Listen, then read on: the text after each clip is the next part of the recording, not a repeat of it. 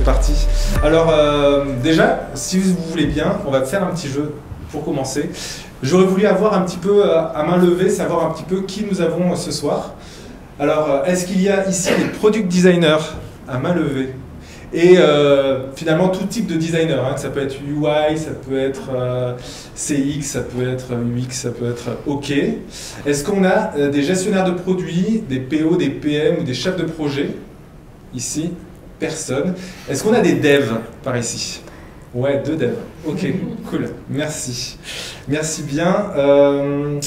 Donc alors ce soir, nous allons parler de cette application que vous voyez, la nouvelle application BNP Paribas. Donc avant refonte, ça ressemblait à ça, il y a plein d'écrans, on a l'after juste là, l'après refonte. On va éteindre tout ça, maintenant que vous l'avez un petit peu en tête. Donc on va parler des méthodes que la BNP a mis en place dans ses organisations pour pouvoir refondre cette application. Et puis comment est-ce qu'ils ont réussi à mettre en œuvre tout ça, donc cette vision et cette stratégie pour avoir cette nouvelle application. Donc bonjour Delphine Zamparini et bonjour Najat Etlajgar. Merci d'avoir accepté notre invitation. Delphine, tu es Head of Design chez BNP Paribas. Oui. Est-ce que c'est bien ça? Ok. Et Najat, tu es Head of Design et Product chez Hello Bank. Tout à fait. C'est bien ça. Okay, et une partie sur BNP Paribas aussi. Ok. C'est pour ça que je suis là. Merci de me corriger. Et ce soir, donc, je suis avec Marjorie Tellier qui est lead designer également chez Front Guys et moi-même chez Front Guys qui m'accompagne et qui va du coup m'assister. On va vous poser quelques questions pour comprendre un petit peu tout ça, comment est-ce que finalement on en est arrivé à cette nouvelle application. Je ne sais pas si, juste comme ça, est-ce que ici il y a des détenteurs de compte BNP et qui utilisent l'application BNP? 2. Ok, très bien. Non plus? Non? T'as pas cette chance? Et vous-même? Absolument. Ok, c'est le minimum. Oui, quand même. On doit utiliser nos services. Ok, super. Donc maintenant que les présentations sont faites, voilà le programme de la soirée. On va un petit peu échanger et puis essayer de comprendre comment est-ce que vous en êtes arrivé là. On va parler chiffres, sûrement, j'imagine. On va aussi essayer de comprendre ce que les utilisateurs avaient envie, besoin. On va parler aussi business et voir aussi ce que le business avait envie et besoin. Comment est-ce qu'on arrive à transformer une application bancaire dans un système complexe. La BNP, c'est quand même la première banque française avec des millions d'utilisateurs. Je ne sais pas exactement le chiffre, mais des millions d'utilisateurs, c'est pas rien. Donc je pense qu'il y a un petit accompagnement au changement à faire à la fois en interne et à la fois auprès des clients. Et nous allons essayer de comprendre tout ça ce soir. Je pense qu'on aura... Vous aurez aussi peut-être des questions. Donc une fois que l'on aura bien compris, etc., peut-être que vous aurez des questions. On vous donnera la parole à la fin, à peu près dans 1 heure. Donc préparez vos petites questions. Ça sera intéressant aussi de savoir ce que vous pensez et ce que vous avez envie de savoir et de faire parler un peu plus Najat et Delphine. Et donc, et après, on se retrouvera juste à côté, autour d'un verre et de petites collations pour qu'on puisse continuer l'échange et puis et à se connaître. Alors, si je commence à parler un petit peu objectif de la refonte, est-ce que vous pouvez nous parler un petit peu du contour du projet? Comment est-ce que est venue cette genèse de cette application bancaire, cette nouvelle application bancaire, la genèse, et quels étaient les principaux objectifs que vous aviez listés au départ pour refaire cette nouvelle refonte? Oui, je peux parler des objectifs. Déjà, je peux donner un petit peu de contexte parce que avant la sortie de cette nouvelle appli, la précédente refonte date de 2017. Donc finalement, on n'a pas changé l'appli en 7 ans, mais elle a été fortement enrichie de plein de fonctionnalités. On a eu une grosse accélération à partir de 2018, où on est passé sur des releases mensuelles, parce que à l'époque, c'était des releases quelques fois dans l'année. Et après, on a voulu développer le self-care au maximum, donc on est passé à des releases vraiment tous les mois. Et donc ça, c'est vraiment le contexte. Il faut aussi savoir que l'application est très, très, très appréciée de nos clients aujourd'hui. Donc il faut garder ça en tête pour la suite. Et, c'est bien. Exactement. Et du coup, dans le cadre de cette refonte, on avait plusieurs objectifs. On avait d'abord un objectif lié à notre enjeu stratégique, enfin à notre plan stratégique. On a des plans à peu près tous les 4 ans. Donc là, je peux vous partager quelques items un peu de plan strat, mais je ne peux pas trop en dire non plus pour des raisons de confidentialité. Mais en gros, on avait un premier enjeu par rapport au fait que les clients devaient résoudre des problèmes en toute autonomie. Donc on voulait, du coup, vu qu'on a développé le self-care avant, fallait garder cette continuité-là, faire en sorte qu'ils s'appellent le moins possible le service client, par exemple. Et on avait aussi des enjeux business pour développer l'équipement en produits et services en fonction des moments de vie et des besoins des clients. Donc ça, c'est les enjeux autour du plan stratégique, mais on avait aussi des enjeux d'ergonomie, puisque justement, comme je vous l'ai dit, on enrichissait l'application de plus en plus. La précédente version était munie d'un menu burger, donc on commençait grandement à atteindre les limites, justement, en termes de navigation. Donc là, le questionnement, c'était comment on peut travailler la navigation pour continuer d'accueillir des fonctionnalités, parce qu'on ne va pas s'arrêter en si bon chemin, on va continuer de l'enrichir. Et ce qui fait aussi qu'on est une des applications les plus riches du marché pour une banque traditionnelle en termes de features. Donc ça, c'est ce qui nous a drivé, en tout cas en amont. Et justement, je le disais donc que nos clients, ils apprécient beaucoup l'appli. Donc c'était aussi comment garder un fil conducteur entre l'ancienne version et la nouvelle. Donc c'était un peu notre épée de Damoclès tout le long du projet, parce que quand on fait une refonte, on a envie d'aller loin, on veut respecter tous les standards du marché, mais on a quand même une clientèle très diversifiée, on a aussi beaucoup de segments clients. On a des clients particuliers, on a des professionnels, des clients qui sont mixtes, qui sont et professionnels et particuliers, on a des clients banques privées et on a des clients mineurs. Donc c'est comment justement adresser toutes ces clientèles, comment trouver un juste milieu entre ceux qui sont extrêmement avancés au niveau du digital et ceux qui le sont moins. Donc il a fallu qu'on trouve le curseur à chaque fois qu'on a pu travailler. C'est un sacré challenge, ouais. Ouais. Peut-être que tu as une petite question sur les fonctionnalités. Oui, effectivement, merci pour l'intro déjà, ça pose bien le contexte. Ce qui est intéressant aussi dans la refonte, c'est de voir est-ce qu'on est plutôt sur j'améliore de l'existant, j'ajoute de nouvelles fonctionnalités. Vous déjà en termes des principales fonctionnalités, est-ce que vous étiez plus dans améliorer l'existant par rapport à tous les retours que vous avez eus, ou est-ce qu'il y a aussi eu des ajouts de fonctionnalités liés à la stratégie qui change tous les 4 ans, donc ça fait aussi, je suppose, changer les priorités dans les applis aussi. Oui, alors le premier axe, c'était vraiment la navigation. Déjà, en termes d'objectifs, on a beaucoup passé de temps à travailler sur l'arborescence de l'application, à travailler sur les niveaux 1, parce qu'on est passé d'un menu burger à une tab bar. Donc c'était comment replacer toutes les features pour que ça ait un sens et pour que ce soit facile pour nos utilisateurs. Donc on a passé beaucoup de temps à travailler la hiérarchisation de l'information sur chacun des niveaux 1, l'emplacement des virements, la gestion des cartes, etc. pour que les clients s'y retrouvent justement dans le switch d'appli. Et on s'est posé sur chacune de nos clientèles au niveau de la navigation, donc ça c'était le premier pas. Et ensuite on s'est questionné sur l'enrichissement justement en termes de features. Parce qu'il faut savoir que ce n'est pas nos premières refontes dans l'équipe, et il y a un parti pris qui est on ne peut pas lancer une refonte juste sur de la navigation et du design, ce n'est pas suffisant pour les clients, surtout en tant que banque, parce qu'on ne veut pas qu'ils se disent « Ah, c'est bon, les designers ou les devs se sont fait plaisir, c'est tout beau, c'est tout joli, mais en tant que client, qu'est-ce que j'ai moi ?» Donc on a réfléchi en fonction des différentes clientèles qu'on devait adresser. Donc, il a fallu aussi prendre en compte le fameux triptyque coût, délai, complexité aussi, parce qu'on avait quand même une roadmap et un planning à suivre. Donc c'était comment on arrive à trouver de nouvelles choses, mais qui arrivent à rentrer dans le cadre du projet. Donc il y a des choses assez simples qu'on a pu mettre en place. Par exemple, sur notre écran principal, on a pas mal de petits widgets qui venaient de l'existant et on en a développé de nouveaux. Par exemple, sur l'empreinte carbone, c'est une feature qui existait déjà, mais là, l'idée, c'était justement d'utiliser cette logique de widget pour mettre en avant cette fonctionnalité-là. Ensuite, sur toutes nos clientèles, on a travaillé un espace dédié au commerce qu'on a appelé Découvrir. On va mêler produits, services, mais aussi une nouvelle partie éditoriale qu'on a appelée Avis d'experts. On va retrouver des contenus pédagogiques ou des conseils sur comment gérer un crédit immobilier, les sujets de sécurité. Donc là-dessus, on a travaillé plein de petits formats, par exemple des articles, des stories ou des vidéos. Et sur les pros, on a développé une feature sur la gestion du flux de trésorerie, parce qu'il fallait quand même ne pas oublier les pros. Et sur les mineurs, on s'est surtout attardé sur l'expérience au global, comment adapter l'UX pour cette clientèle-là.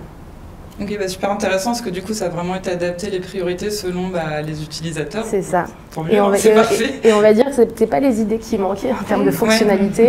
Et il y en a d'autres qui sont arrivées après la sortie, qui ont été gérées par d'autres équipes. D'accord. Donc là, il y a celles qu'on a portées nous dans notre squad, et puis après il y a le reste en transverse. Ok, et justement en parlant d'équipe, je suppose qu'il a fallu pas mal de personnes pour refaire tout ça.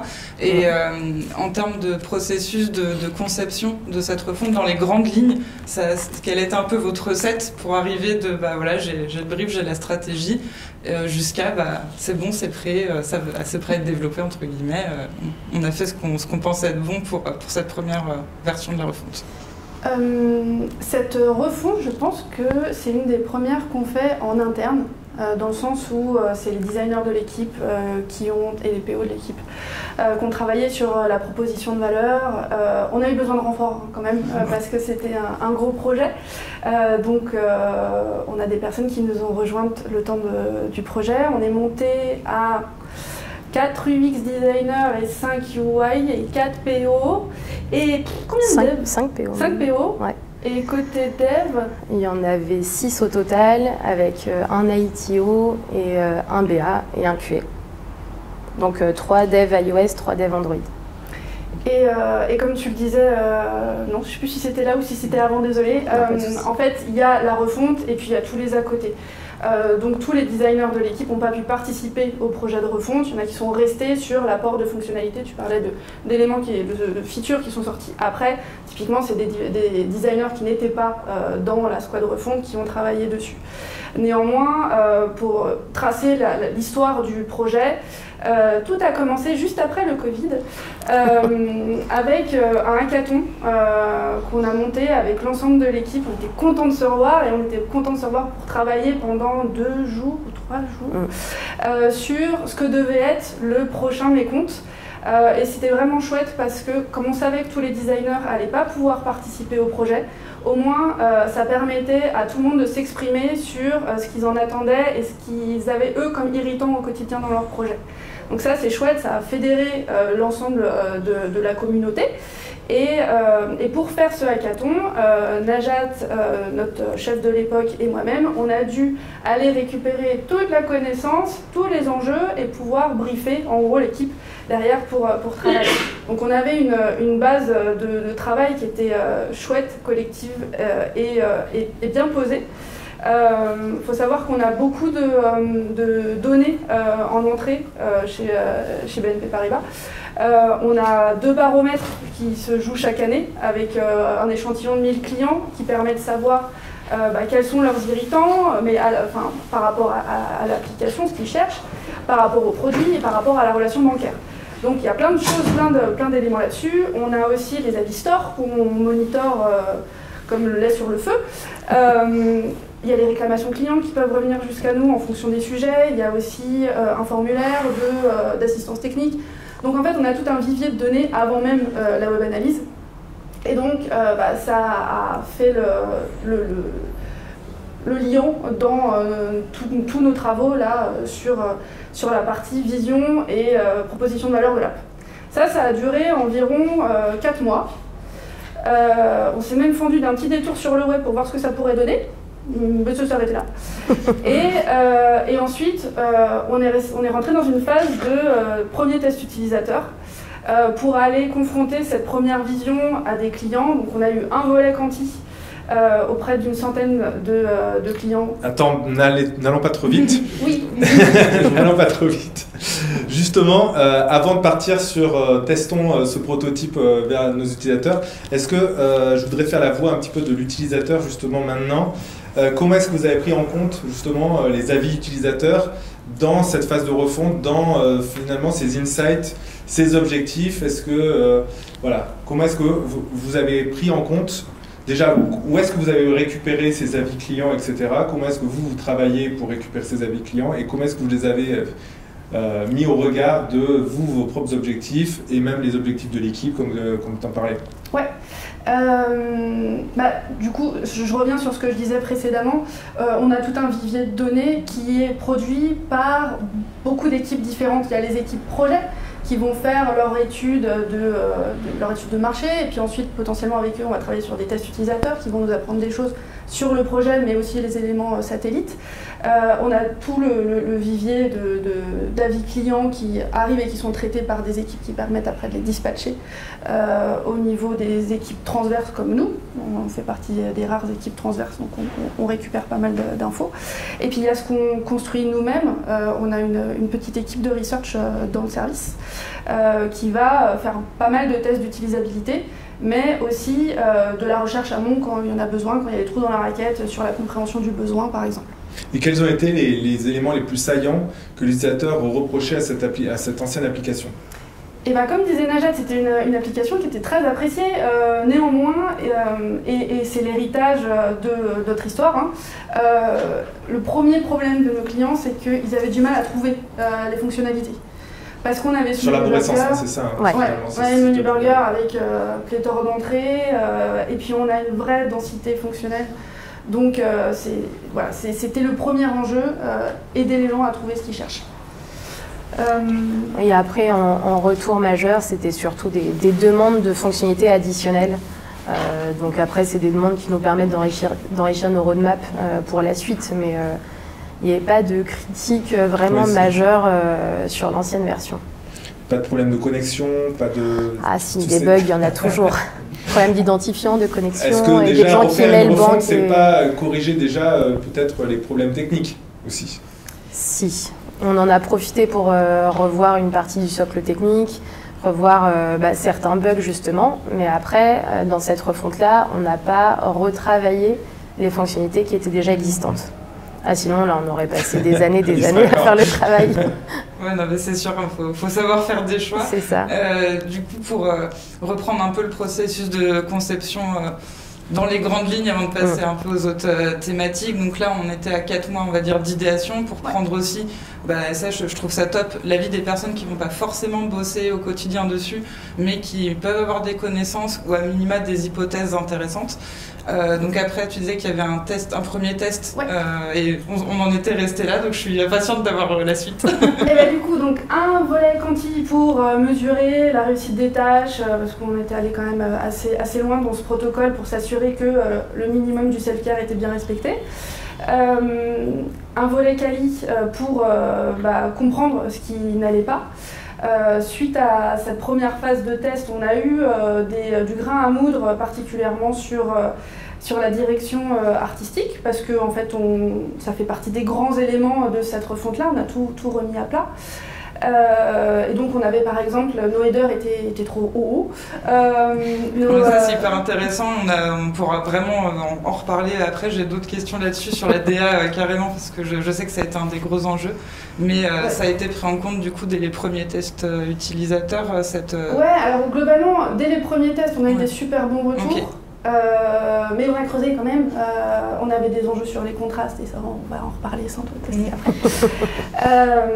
Mais oui, en tout cas, sur le fonctionnel, vu qu'on était, comme tu disais, plutôt sur les premiers niveaux, on allait vraiment tester les patterns de navigation. On ne s'est pas vraiment trompé là-dessus. On était aussi dans quelque chose que les utilisateurs connaissent, la mise en place de la tab bar. Donc au final, ça s'est passé relativement sereinement. Suite à ces tests-là, on est rentré dans une phase d'affinage. Et en parallèle de ça, on a voulu présenter cette nouvelle proposition de valeur à nos différents stakeholders. Et donc là, on va faire une petite ellipse parce que ça a pris longtemps. Et donc pendant ce temps-là, on n'a pas posé le crayon, on a continué à travailler. Et du coup, on en arrive déjà à 1 an de projet pour une nouvelle itération de test. Le go des sponsors qui, à partir du moment où on les a eus, ils étaient super emballés. Et donc voilà, on a pu ensuite aller plus loin dans le processus, faire toutes les déclinaisons de population comme tu mentionnais, et puis pour tous les petits cas particuliers. Et donc deuxième phase de test, là plutôt sur du quali, mais sur toutes les populations. Donc particuliers, professionnels qui ont aussi leur compte privé chez BNP Paribas et la banque privée.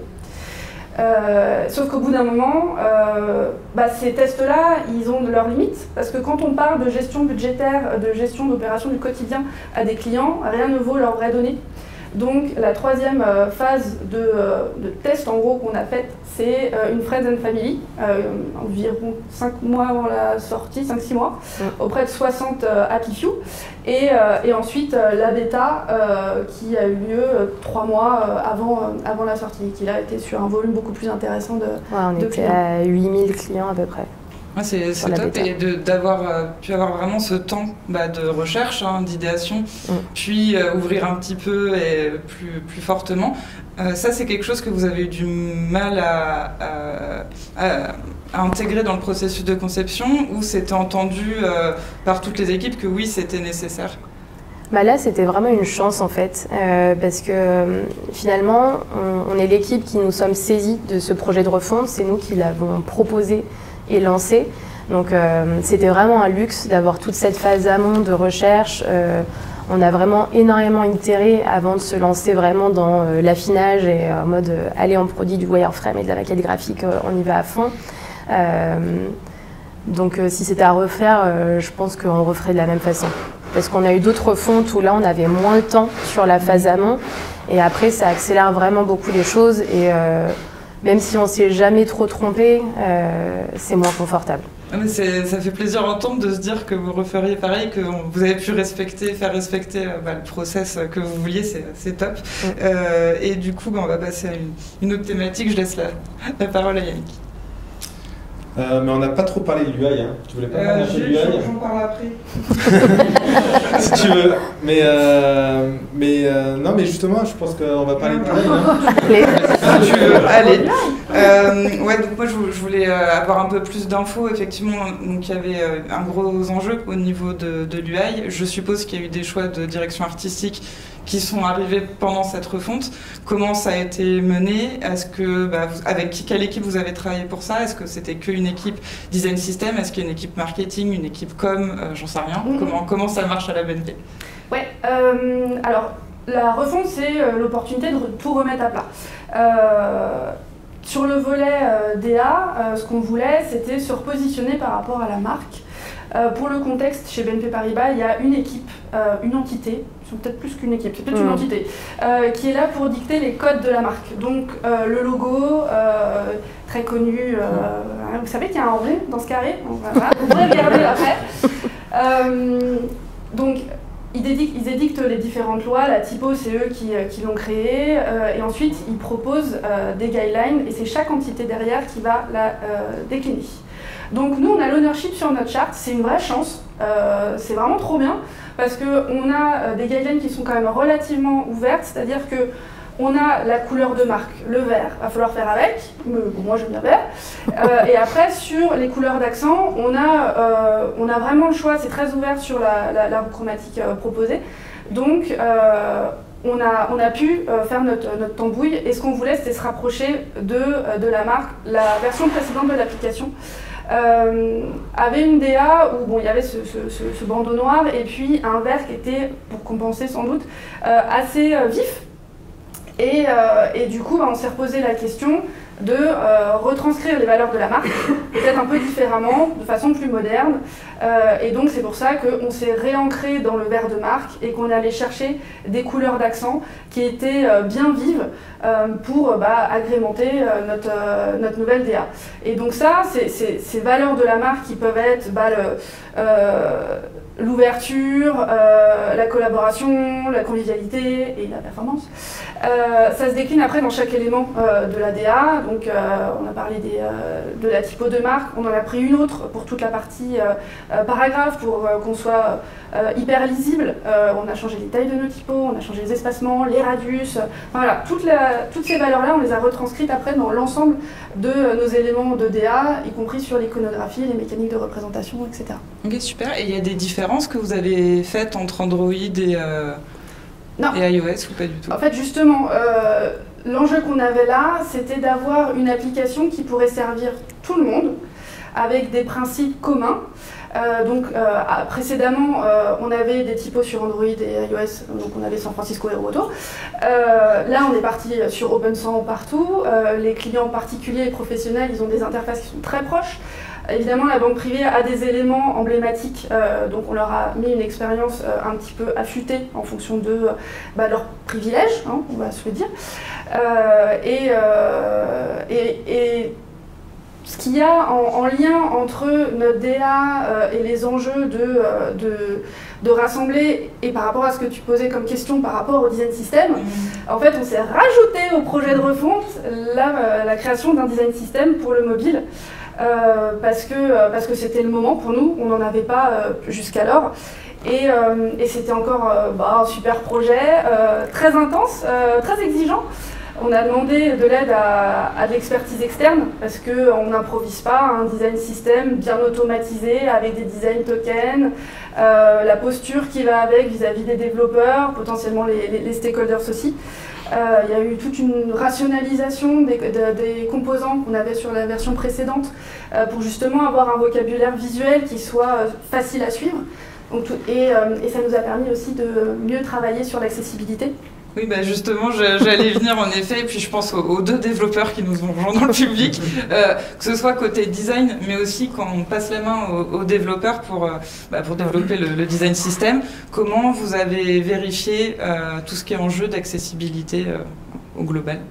On avait une personne dans l'équipe qui était dédiée à ce sujet-là, en plus de ces autres sujets. Mais voilà, il y avait une casquette accessibilité, donc qui travaillait avec les UI de l'équipe sur l'ensemble des composants. On était aussi accompagné par un cabinet externe spécialisé en accessibilité. Donc pour chaque composant du design system qu'on créait, on faisait une repasse justement avec ce cabinet-là pour s'assurer qu'on était OK. On faisait aussi des spécifications techniques pour les développeurs sur la partie labellisation, comment construire le code pour que tout soit accessible. Donc on a fait ça pour chacun des composants et ensuite on a fait ça pour chacun de nos écrans. Donc c'était un gros travail en parallèle de tout ça. J'imagine, et comment vous faisiez? C'était via un outil comme 08, c'était dans votre Figma, comment vous faisiez les specs techniques pour qu'elles soient bien comprises? Il y a eu deux volets. Sur la création des composants du design system, on avait des spécifications design pour les devs, et donc on rajoutait des éléments d'accessibilité sur ces fichiers-là. Et on avait en parallèle tous les outils Jira Confluence, donc sur chaque ticket Jira, on rajoutait une page de spec dédiée à l'accessibilité. Ok, c'est hyper impressionnant. Tu veux dire d'utiliser Jira et de mettre tous les specs dessus? De pouvoir avoir des specs pour chaque composant. Et vous n'avez pas vu les specs. Et juste juste une petite question, juste un petit pas de côté. Pour l'instant, sur le web, on n'a pas encore accès à toute cette UI. Pour l'instant, c'est cloisonné, on va dire. Ça a été dépriorisé, ouais. Mais prochainement, ceux qui sont sur le web aussi peut-être auront le droit de passer sur la nouvelle UI. Du bois. Ouais, ça arrive, ouais. Ok. Je dis ça pour ceux qui nous écoutent comme ça, ils auront peut-être la chance d'y avoir accès. Parlons un petit peu équipe et collaboration.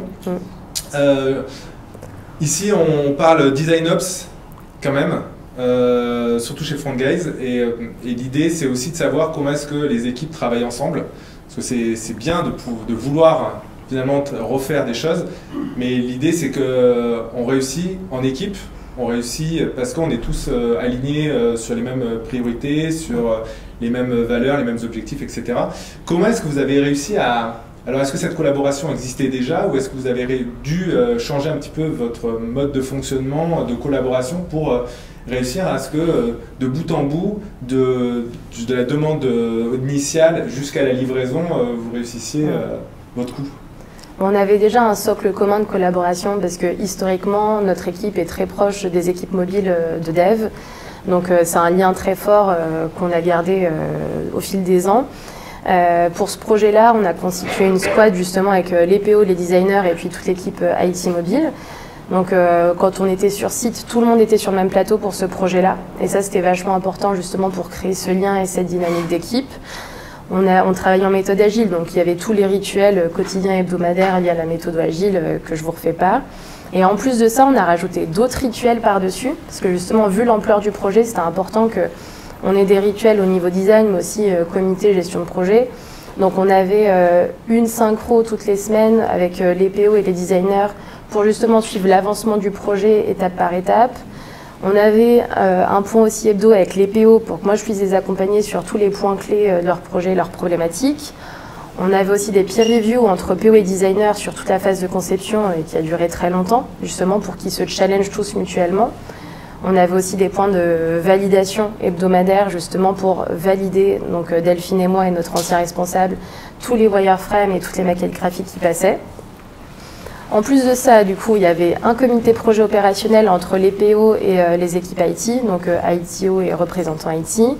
On avait tous les mois un comité de pilotage, là avec nos responsables et nos sponsors, pour justement s'assurer du niveau de priorité et de l'avancement global du projet, et après travailler sur les enjeux de communication, d'insertion, etc. On a fait aussi... on a mis beaucoup de choses en place, mais... Finalement, il y a une réorganisation. Vous avez une certaine organisation, mais vous vous êtes adapté à ce projet et vous avez pu quand même renforcer, on va dire. C'est ça, on a l'organisation globale, liée à la méthode agile, liée au comité, les comités projets, COPIL, etc. Et on en a rajouté d'autres par-dessus, parce que c'était important d'onboarder aussi tout le monde. Et ça se passait bien? Ouais.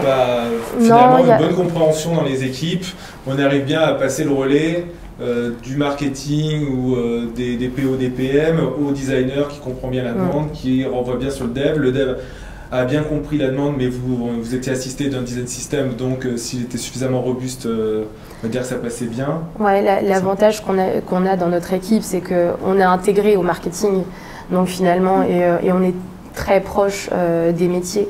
Donc dès qu'on avait besoin d'eux, on allait toquer à leur porte. Pareil pour l'analytics, pareil pour le juridique. Donc ça ne change pas de nos process habituels de gestion de projet en général. Okay.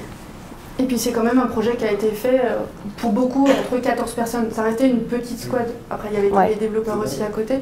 Ouais, ils ont beaucoup bossé, ils ont très bien bossé. Et d'ailleurs, du coup, c'est des équipes qui existaient déjà et qui ont pris X% de leur temps pour faire la refonte, ou c'était une équipe dédiée à 100% à la refonte? La squad était dédiée à 100% à la refonte. Okay. Ouais, et côté designer, forcément, il y avait une partie qui travaillait aussi sur le design system en même temps. Donc, quand tu parlais de robustesse du design system, vu qu'on faisait en même temps un peu tout, il y a eu des gros enjeux de logistique, de dire pourquoi on a besoin de tels composants, tout ça. Mais donc oui, on avait sans doute des designers qui étaient à 110% pour pouvoir mener tous les sujets de front. Merci à eux. Ouais, et du coup, dédié, mais avec beaucoup de sujets. Ok. Ouais. Et tout à l'heure, on parlait des enjeux aussi de la performance qui doit transparaître aussi, entre autres, à travers la DA de l'appli. En termes justement de performance, est-ce que vous suivez des indicateurs du type poids des images, temps de chargement? Là, je parle vraiment de la performance de l'application en tant que telle. Si oui, est-ce que vous aviez déjà une cible à atteindre par rapport à l'ancienne version de l'appli, ou sinon est-ce que c'est quelque chose qui a été mis en place ou qui va être mis en place? Comme je l'ai dit plus tôt, on a profité vraiment de cette refonte pour revoir le socle technique. Après, on n'avait pas de KPI précis par rapport à la performance technique, en tout cas à notre niveau. Peut-être que côté mobile, je ne veux pas parler en leur nom, mais peut-être qu'il y en avait. Après, tous les sujets de justement poids d'image, etc., c'est quelque chose qu'on a toujours fait, qu'on a toujours géré, donc c'était pas une problématique en soi. Pareil pour le poids de l'application, enfin notre application elle est assez lourde déjà de base, et on en a profité un peu pour nettoyer le code, mais ça n'a pas eu non plus un enjeu ou un impact majeur sur le poids au final. Donc non, après nos enjeux de performance ils sont plus sur des aspects marketing et aussi organisationnels en termes de productivité.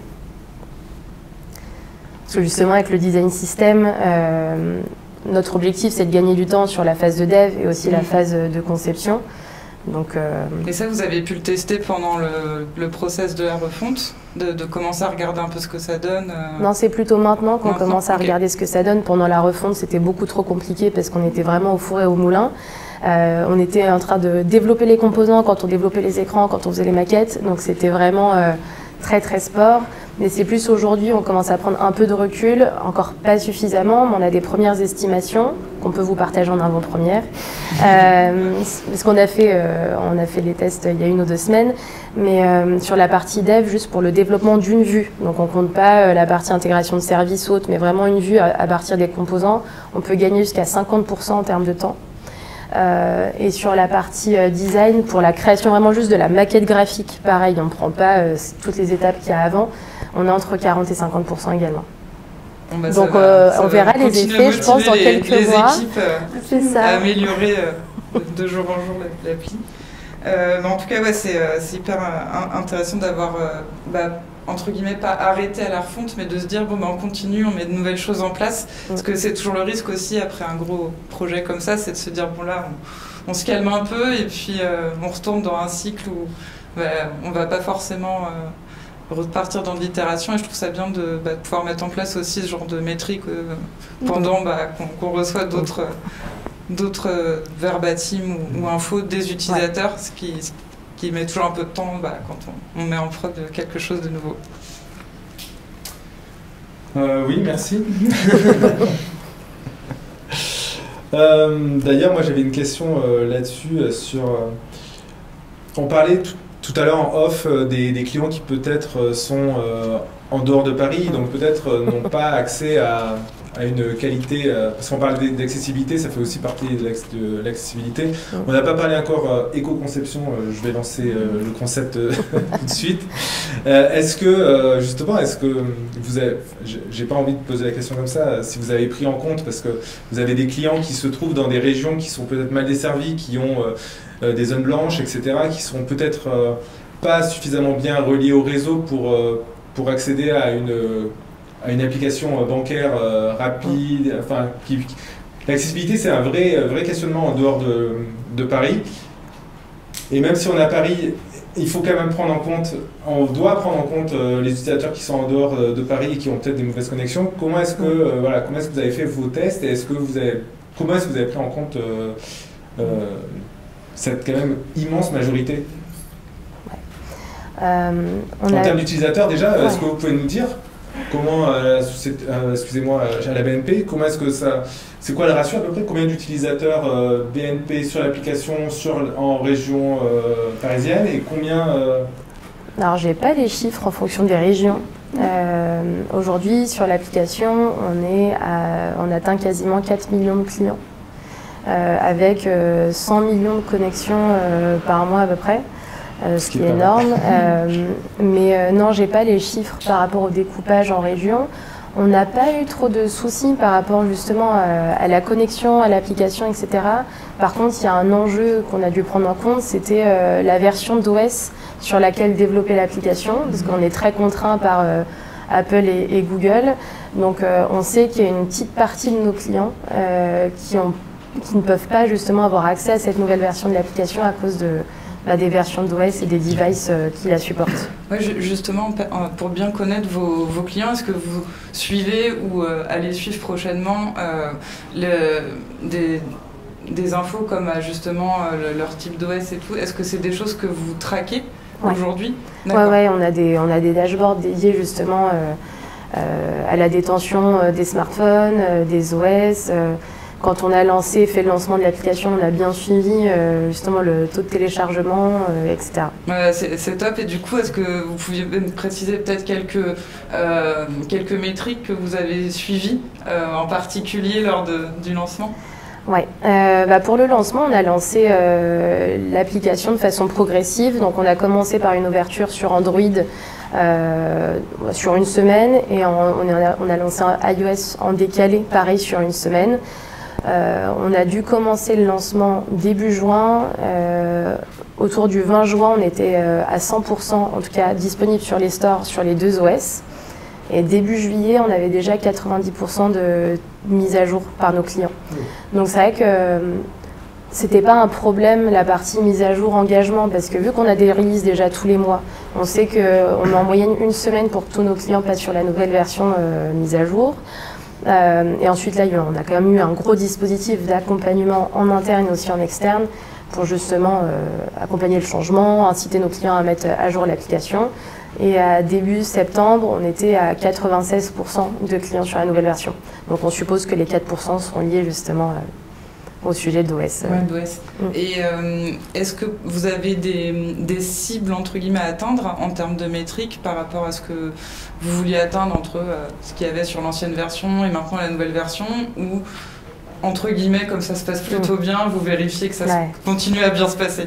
Les métriques, elles se jouent surtout sur l'accès à certaines fonctionnalités. Donc le point de base, on a fait là plusieurs sessions justement avec les équipes Analytics, entre avant, après et même 2-3 mois après la sortie, pour s'assurer que justement on n'avait pas de baisse en termes de stats sur l'accès aux fonctionnalités, surtout les accès aux fonctionnalités clés, mais aussi sur toute la partie liée au commerce. Au contraire, il y a certaines fonctionnalités où on a gagné justement en pourcentage. Et c'était un peu l'objectif de la refonte. Donc on est assez content des résultats. Bon, bah, c'est vraiment hyper intéressant parce que du coup vous avez tenu le cap jusqu'au bout, vous commencez à voir les résultats. En termes d'arborescence, comme il y a eu toute la navigation qui a été retravaillée, est-ce que c'est quelque chose que vous suivez aussi? Est-ce que vous commencez à avoir des tendances sur cette nouvelle navigation? Comment naviguent les utilisateurs aujourd'hui? Ouais, tu veux en parler ou pas? Oh bah vas-y. Ok, très bien, je suis lancée. Donc du coup, on a nos 5 entrées de la tab bar avec l'accueil, paiement, la partie découvrir qui est liée au commerce, la partie contact et une partie liée à la gestion du profil, des paramètres, etc. Bon, bah, la page d'accueil, forcément, celle qui est le plus consultée. Ensuite, c'est la partie paiement, parce qu'on sait que c'est la deuxième action en général que font nos clients sur... on consulte les comptes et on fait un virement. Ensuite, il y a la partie paramétrage qui arrive en 3e position. En 4e, la partie contact. Et en dernier, la partie liée au commerce. Donc c'est ce à quoi vous attendiez, ce qui est plutôt rassurant. Il n'y a pas eu de grande surprise. D'autant plus que on a la petite sœur de BNP qui est Hello Bank, qui est déjà sur un menu en tab bar. Donc on a aussi bénéficié des enseignements de cette application-là pour justement faire celle de BNP Paribas. Et on n'est pas du tout surpris. Ouais, ce qui est intéressant, c'est pour remettre aussi la place de l'UX Research et le temps de conception. On vous a laissé le temps. Ouais. Et la preuve, ça marche, puisque en prenant le temps de regarder ce que vous aviez déjà chez Hello Bank, ce que vous aviez déjà reçu comme info sur vos utilisateurs à la BNP, les idées de toute l'équipe, on arrive à quelque chose où on s'attend à ce résultat, et tant mieux ça marche parce qu'on vous a laissé aussi, je remets un peu le design off au centre, mais on vous a aussi laissé faire les process, les choses dans les temps, et ça je tiens à le rappeler, c'est important pour ceux qui nous écouteront. J'ajouterais que côté dev, il y a eu aussi un énorme travail parce qu'il y a eu beaucoup de phases de test entre les Friends and Family, les bêtas. On a eu beaucoup de verbatim suite à la bêta, on a eu à peu près 800 verbatim, on a quasiment tout traité. Donc ça a été, nos clients nous ont aussi aidés dans cette phase-là. Et quand on a sorti l'application, et c'est peut-être c'est assez rare, on n'a eu aucun souci. Techniquement, on n'a vraiment eu aucun souci au lancement. C'est génial parce que justement d'intégrer le développement dans le processus de conception, vous l'avez fait, ce qui est pour nous parfois une évidence, mais pas pour tout le monde. Et la preuve que c'est important de le faire parce que effectivement il y a tout ce qui est bug technique, de pouvoir aussi développer des solutions. C'est eux qui vont nous dire si ça fonctionne ou si on part sur des choses complètement loufoques. Donc c'est très important de rappeler quand je parle design ops, je pense aussi à vous les développeurs. Parfait. Est-ce que tu voulais enchaîner? Oui, merci. Maintenant qu'on a vu un petit peu le début du projet, on a vu comment est-ce que vous êtes organisé, vous avez créé un design system spécifiquement pour ces applications, vous les avez lancées.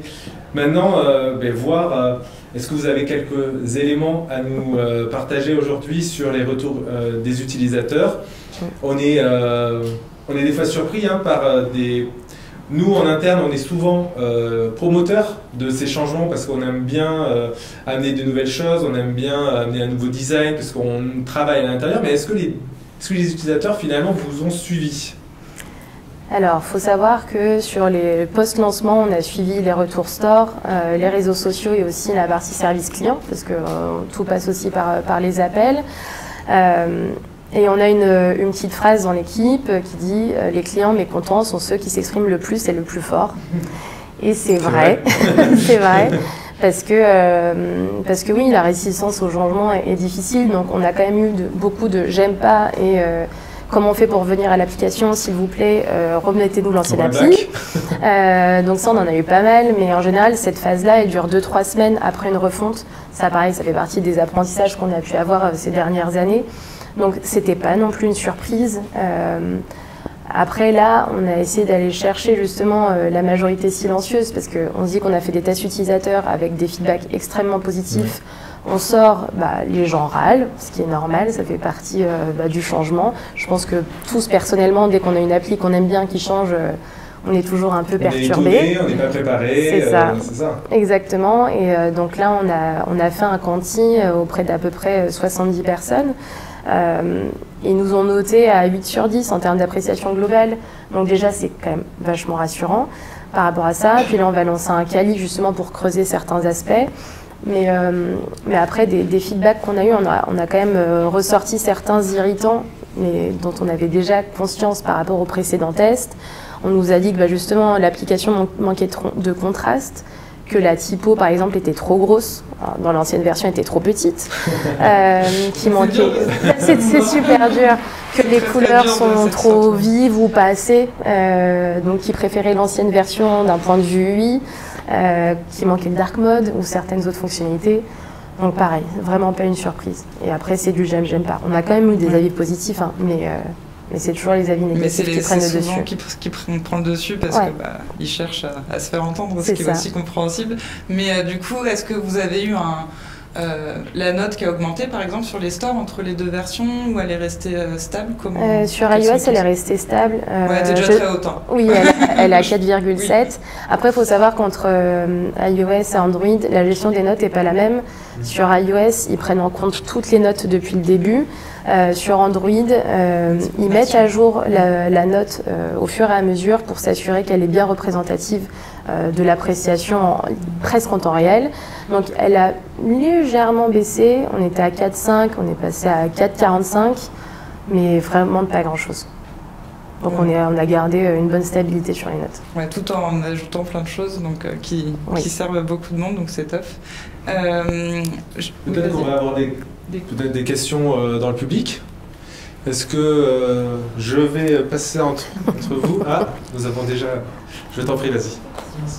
Au niveau du QA, est-ce que c'était les designers qui géraient du coup le quality assessment pour vérifier que ça se passait bien au niveau transition de design à développement, ou est-ce qu'en fait il y avait une équipe ou des gens, une personne qui était dédiée en fait à vérifier que la traduction du coup du design au code était faite de la manière la plus, on va dire, fidèle au design qui a été créé en origine?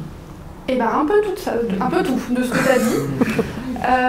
Côté design, alors on n'est pas, en général, on ne fait pas la recette des parcours parce qu'on n'est pas assez nombreux et du coup on priorise plutôt la conception. Maintenant, il y a une différence quand on est sur une refonte, tout le monde est tellement investi que les rôles sont un petit peu plus poreux. Et puis il y a toute la recette de composants du design system où là c'est vraiment la squad DLS et les designers de la refonte qui travaillaient sur le design system qui réalisaient la recette en vérifiant avec les développeurs que les tokens étaient bien mis, tout ça. Donc à ce niveau-là, on est sur une recette plus de la part des designers. La recette, elle est beaucoup faite côté PO. Oui, du coup, chaque fin de sprint, parce que les PO étaient très proches justement des BA et des QA, donc il y avait déjà une relecture de spec qui était faite pour s'assurer qu'on était en phase sur les règles de gestion. Et du coup, on faisait la recette vraiment au fil de l'eau pour que justement tous les tickets de bug puissent être traités, parce que si on attend trop longtemps, on sait que ça passe souvent à la trappe. Ouais. Et puis il y a aussi les revues de code qui sont gérées directement entre les tech leads et les développeurs, pour s'assurer que ce qui est mis à disposition revêt déjà une qualité qui est suffisante pour être mis dans les mains des profanes. Merci pour ta question. Est-ce qu'il y aurait d'autres questions? Oui. Bonsoir.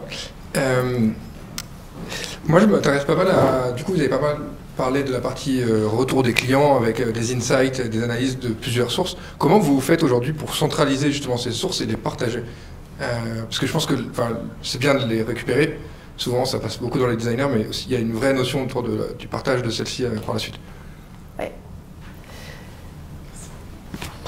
Alors, il n'y a pas... Je te complète. Ouais, il n'y a pas de référentiel complet où tout le monde déverse sa connaissance, ça n'existe pas. On n'a pas d'Atomic Research non plus. Donc, on a une guide de la research dans notre entité, où du coup tous les pourvoyeurs de research se parlent pour savoir quelles sont les opportunités du moment, sur quoi travaille chacun, parce qu'après ça peut être redilué dans les équipes. C'est pas super fluide. Il y a de l'amélioration continue sur les process pour faire comprendre aussi aux personnes qui sont commanditaires d'études en amont que ça va intéresser les designers après. Donc il y a un change en fait culturel à faire sur la research en général, et on est pas mal loti vis-à-vis de ça. Il y a une vraie compréhension du management sur les besoins de faire rayonner la donnée. Et puis après, il y a aussi le rôle, encore une fois, des PO, chacun dans leur fonctionnalité, de récolter l'existant et de le partager au moment opportun dans les phases de projet. Très bien. C'est tout ? Okay. Impeccable. Oui, vas-y. Ajouter un petit mot là-dessus. Du coup, est-ce qu'il y avait aussi une notion de remontée, parce qu'il y a un enjeu aussi à remonter finalement cette research à des strates supérieures. Ouais. Ça se passait comment justement avec des monthly, ils étaient connectés sur les stores. Hein. Tous les jours, post-lancement. Donc ils allaient chercher la donnée eux-mêmes. Et puis après, post-lancement, on a eu une petite comitologie justement pour partager les remontées qui venaient du réseau, donc des agences et des conseillers, et qui venaient du digital. Donc ça, c'était partagé. Et puis le truc qui est chouette, c'est que le design est en transverse de l'ensemble des projets. En tout cas qui atterrissent dans le numérique. Donc ça veut dire que tout ce qu'on apprend, on peut le diffuser après dans nos projets et auprès de tous nos contributeurs. Donc c'est aussi une façon, on passe par la porte, par la fenêtre pour partager nos enseignements. Merci pour ta question. Est-ce qu'il y aurait d'autres questions ? Oui.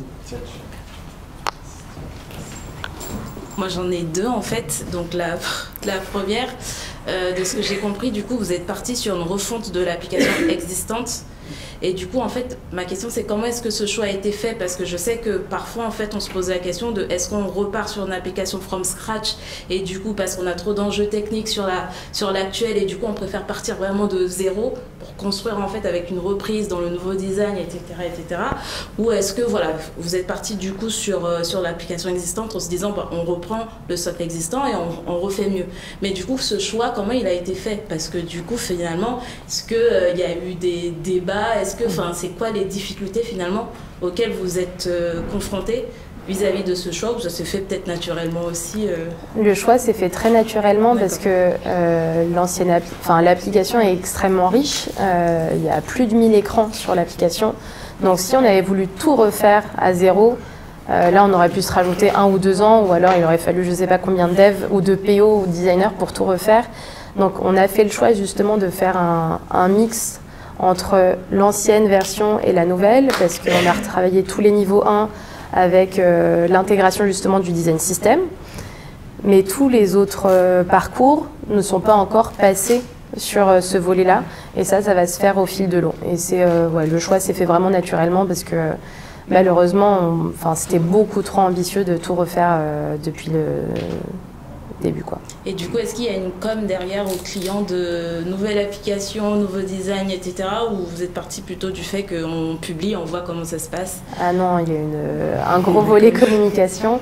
Déjà, il y a eu l'insertion au niveau des collaborateurs du réseau.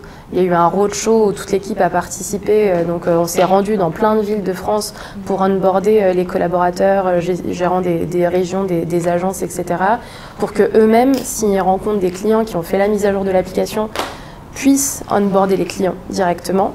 Et après, il y a eu un gros dispositif de com en agence et sur le digital, email. On a prévenu aussi en amont que l'application allait changer, etc. Donc, non, on a mis le paquet là-dessus. Après, on ne voulait pas non plus trop en faire, mais c'est surtout l'accompagnement au changement. Très bien, merci. D'autres questions? Si vous pouvez le faire passer.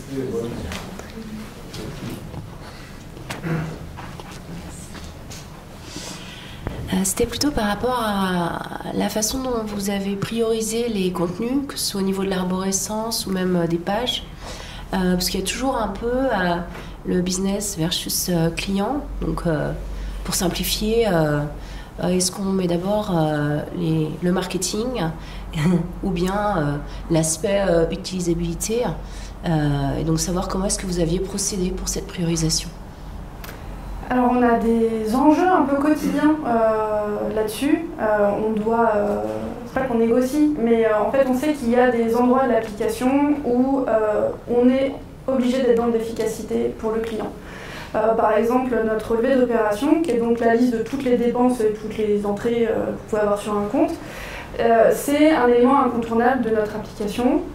Nos clients ils veulent voir tous les plus et leurs moins et faire leur gestion quotidienne comme ça. Donc on est obligé d'avoir des lignes qui soient assez petites pour qu'elles puissent être bien toutes comparées et bien suivies. Et comme c'est un carrefour d'audience, on se pose la question de est-ce qu'on n'y mettrait pas des services à valeur ajoutée, de la pub, tout ça. Donc on a des arbitrages comme ça à faire tous les jours, de manière à ce que on soit toujours dans l'intérêt du client, qu'on serve aussi les intérêts de la banque. Et quand on est dans une refonte, en fait ce sujet-là il se pose partout. On a parlé de l'entrée découvrir qui permet d'avoir un autre ton sur les éléments bancaires à travers les avis d'experts ou les fiches produits.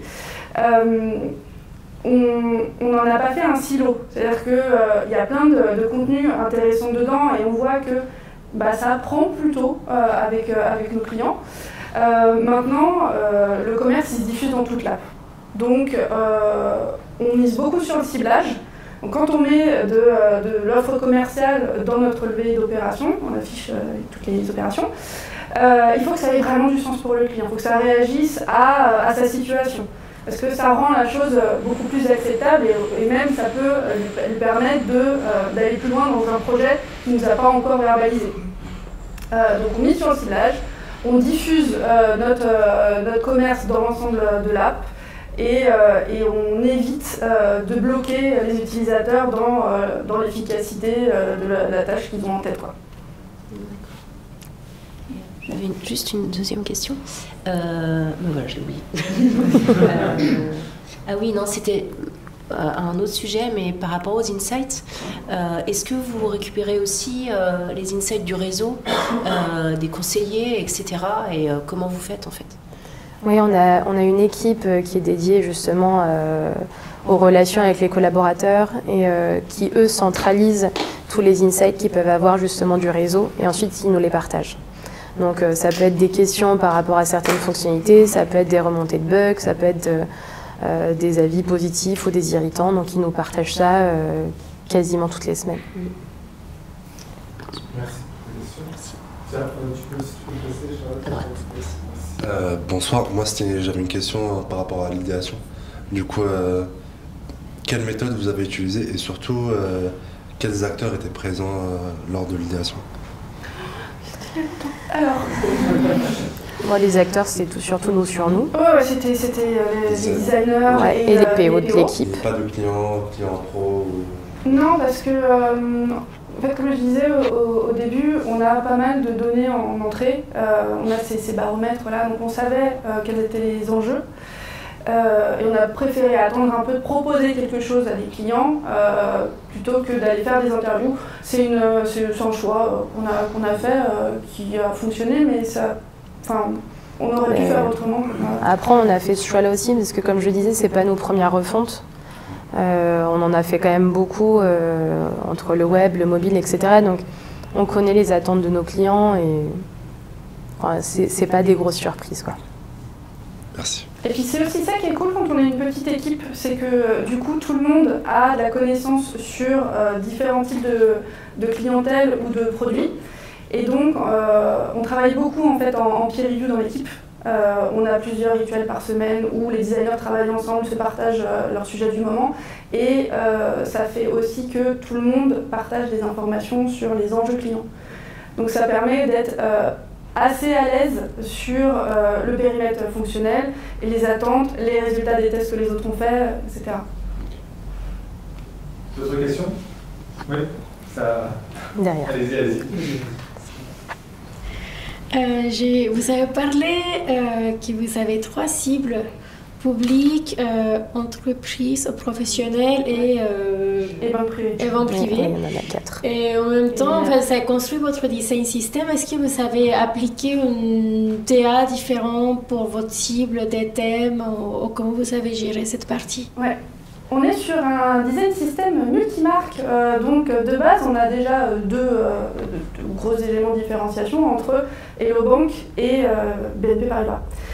Ensuite, on a la déclinaison de mineur, qui est un thème en soi, avec une direction artistique un petit peu différente, où ça va être un peu bateau, hein, mais les radius ils sont plus élevés pour avoir du coup des cartes qui sont un peu plus rondes, un petit peu plus attirantes pour des cibles plus jeunes, des couleurs aussi qui sont différentes.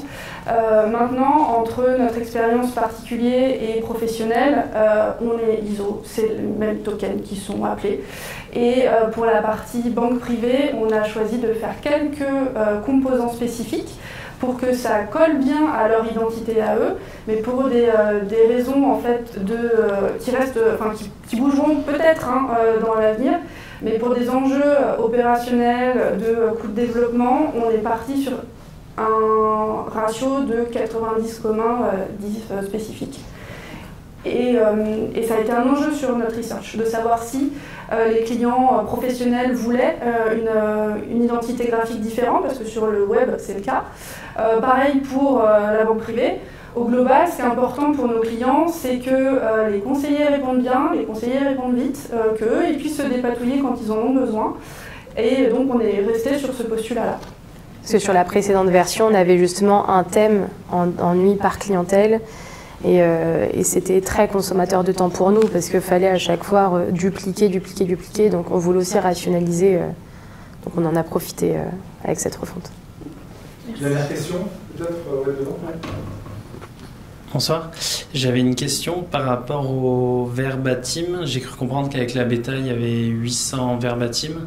Est-ce que vous avez développé une méthodologie ou des outils spécifiques pour les traiter de manière efficace ou... Non, on y a réfléchi, mais on n'avait pas le temps. Donc, on avait un super fichier Excel. On avait tous les PO. On a vu un roulement quotidien des PO, justement pour checker les retours, parce que on avait des retours sur les stores bêta. On avait des retours aussi par mail, pas à l'ancienne, mais on fait comme on peut. Et donc, et on avait des points tous les jours justement pour faire le tour des retours et les catégoriser.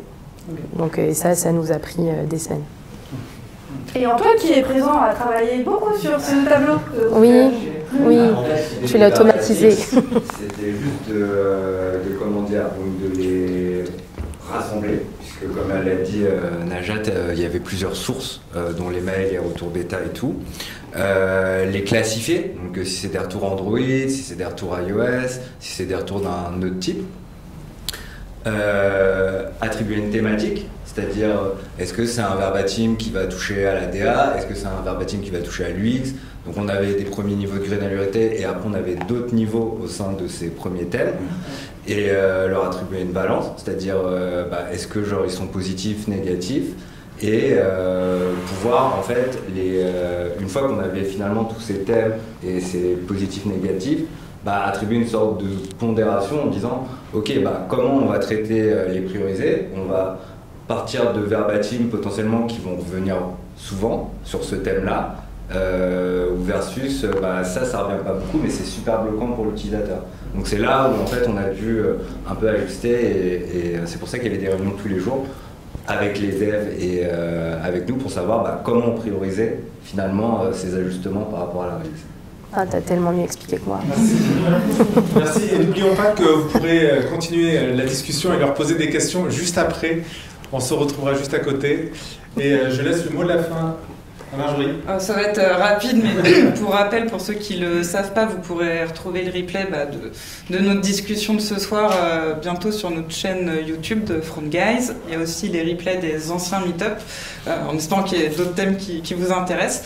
On a aussi chez Front Guys un podcast qui est disponible sur YouTube, mais aussi sur toutes les plateformes audio. Donc le dernier, j'ai une très mauvaise mémoire des noms de famille, donc je l'avais noté, qui s'appelle, le dernier, c'était le podcast numéro 7 qui est sorti il n'y a pas très longtemps, La cerise sur le sundae avec Laure Gabriel Châtenay, et un podcast à venir avec Luz Delgado. Donc on vous incite à aller écouter ça en espérant que ça vous plaise également. Et pour les prochains meet-up, on vous préviendra toujours via LinkedIn, via la plateforme Meetup.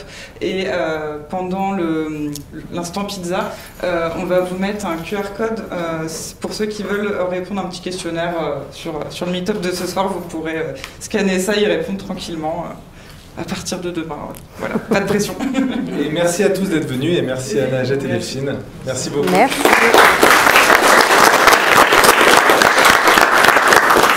Je vous propose de passer.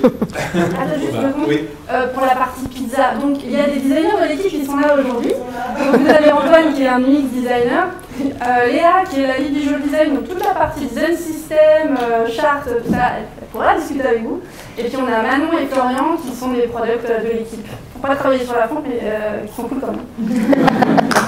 Merci.